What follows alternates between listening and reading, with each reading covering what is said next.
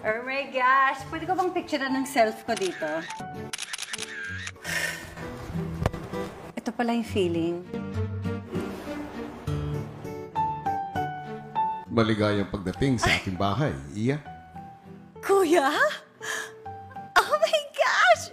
It's you! It's really you! First time kitang makausap, kuya. Kamusta ang pakiramdam mo? Ang saya! Parang sumisipa tuloy yung baby, pati siya na-excite. Kuya, unang-una sa lahat, gusto ko lang klaruhin na palalabasin mo pa naman ako sa bahay mo, no? Kasi manganganak pa ako at may mga anak pa ako sa labas ng bahay at kailangan nila ako. Bago ko sagutin yan, Uy, kuya! gusto ko munang sabihin at ipagbigay alam sa iyo Okay. Kakabahan na ba ako?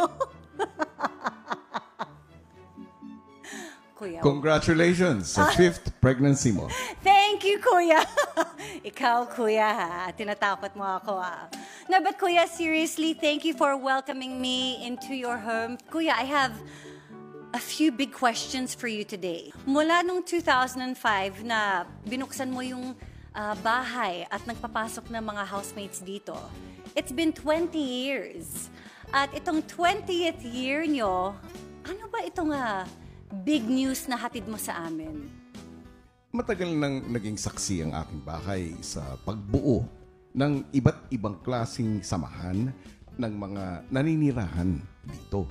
Matapos ang 20 taon ng pagiging tahanan sa magkakaibang tao, ay matutupad na rin ang isang pangarap na collab mula sa dalawang leader ng content creation, ang GMA at ang ABS-CBN.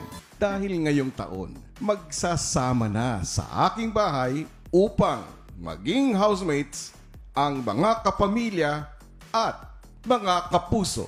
What? Oh my goodness! Who would have ever thought? This is humongous news. Talaga ba, kuya? Walang duda.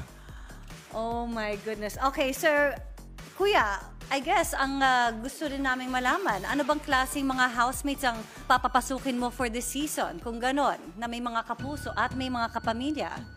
Sa susunod na pagbubukas ng aking bahay, mga bituin ang aking papatuloyin dahil ang housemates na magsasama sa ilalim ng isang bubong ay mga kapuso stars mula sa